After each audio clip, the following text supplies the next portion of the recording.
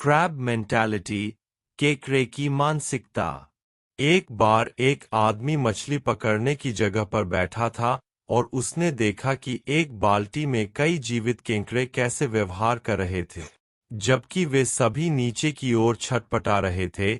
बीच बीच में एक केकड़ा ऊपर की ओर रेंगता हुआ ऊपर की ओर निकल जाता और भागने की कोशिश करता, लेकिन हर बार जब वह किनारे के करीब पहुंचता तो नीचे से एक केकड़ा ऊपर की ओर पहुंचता और उसे वापस नीचे खींच लेता। फिर दूसरा केकड़ा ऊपर की ओर चढ़ता और फिर नीचे से एक केकड़ा उसे वापस नीचे खींच लेता। एक बाल्टी में अकेला रखा गया केकड़ा आसानी से बाहर निकलकर भाग जाएगा, लेकिन जब आप उसे उसके कुछ साथियों के साथ रखते हैं तो यह दिलचस्प घटना होती है। एक एक करके जैसे ही केकड़ा भागने की कोशिश करता है, दूसरे केकड़े उसे वापस नीचे खींच लेते हैं और उनके दुख और समूह के सामूहिक विनाश की ओर ले जाते हैं। सब के सब मरेंगे। मनोविज्ञान में इस व्यवहार को क्रैब इफेक्ट या क्रैब मेंटलिटी के रूप में जाना जाता है, जो समूह में कुछ सदस्यों की स्वार्थी, हानिकारक और ईर्ष्यालु मानसिकता को दर्शाने का एक तरीका है, जो समूह में अन्य बेहतर प्रदर्शन करने वाले सदस्यों की प्रगति को कमजोर करने और रोकने की कोशिश करेंगे। क्या आपका वातावरण आपको पीछे खींच रहा है? क्या आपको कभी ऐसा लगता है कि आपके जीवन में लोग आपको पीछे खींच रहे हैं? क्या आपको कभी ऐसा लगता है कि आप बाल्टी में मौजूद उस केकड़े की तरह हैं, जो भागने की कोशिश कर रहा है, लेकिन आपके आसपास के लोग आपको वापस नीचे खींच लेते हैं? तो आप मान लीजिए, पहचान लीजिए कि आप इस क्रैब मेंटलिटी के शिकार हैं। एक आदमी गूगल में लंबे समय से काम कर रहा था। उसने कंपनी छोड़ने का मन बनाया।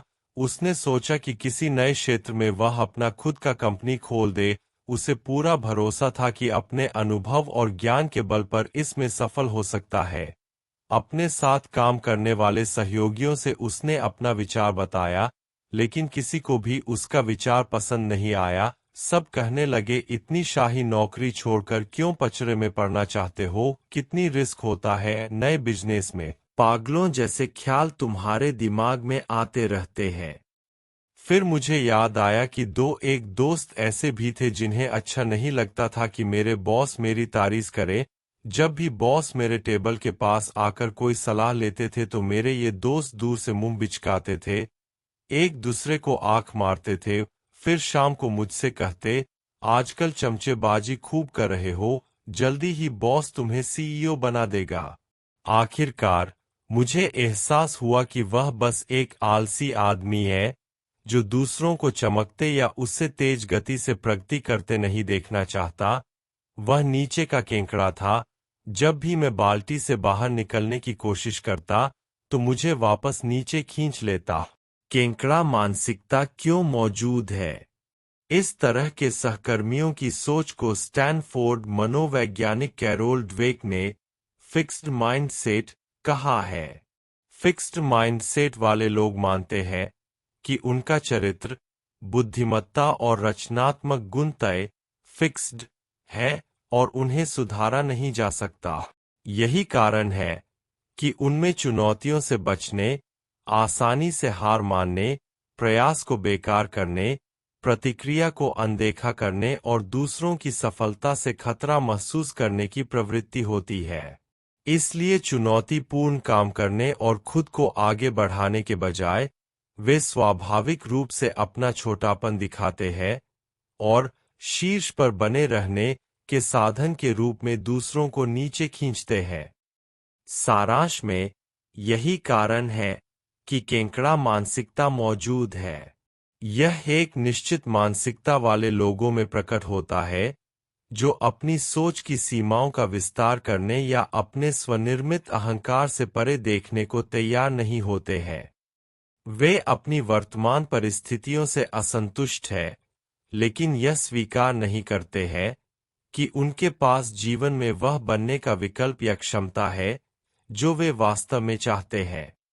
और चाहे यह डर, असुरक्षा, बहानेबाजी, बुरी आदतों, सीमित विश्वासों या प्रेरणा की कमी के कारण हो, वे इस धारणा को स्वीकार करने के लिए संघर्ष करते हैं कि कोई भी उनके लिए सकारात्मक बदलाव ला सकता है।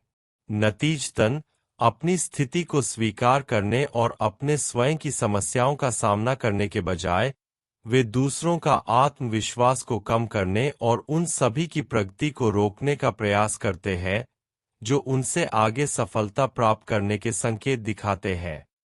और वे ऐसा अपनी ईर्ष्या और नाराजगी के कारण और कम आंकने, आलोचना, हतोत्साहन और निर्दयी कार्यों के माध्यम से करते हैं। संक्षेप में कहा जाए तो यह कहना गलत नहीं होगा कि जो भी इनके प्रभाव में आते हैं, वो प्राय हतोत्साहित ही महसूस करते हैं।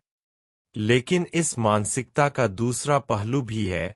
कभी-कभी हम क्रैब इफेक्ट के शिकार होते हैं और कभी-कभी हम खुद इसके भड़काने वाले होते हैं। कभी-कभी आप ही नीचे खींचे जा रहे होते हैं और कभी-कभी आप दूसरों को नीचे खींचते होते हैं। आप क्या है? क्रैब इफेक्ट को भड़काने वाले या इसके शिकार? आपको सोचना होगा। चाहे आप कोई भी भूमिका निभा रहे हों, सच्चाई यह है कि दूसरों के साथ व्यवहार करने और उनसे संबंध बनाने के इस तरीके के पीछे कुछ भी स्वस्थ नहीं है। चाहे आप पीड़ित हों या भड़काने वाले, सामूहिक पतन से किसी को कोई लाभ नहीं होता। यह केवल शामिल सभी लोगों की उन्नति को बाधित करता है। इसलिए बेहतर यह होगा दूसरों को नीचे खींचकर अपने बराबर या अपने नीचे रखना बंद करिए। अगर कोई आगे बढ़ने की सोच रहा है या कुछ अलग करना चाहता है, तो उसको प्रोत्साहन दीजिए। अगर प्रोत्साहन और सहयोग नहीं दे सकते तो कम से कम उसे नीचे गिराने की कोशिश बंद कीजिए। कभी वह सफलता के मुकाम पर पहुंचा तो आपको सबसे पहले याद करेगा।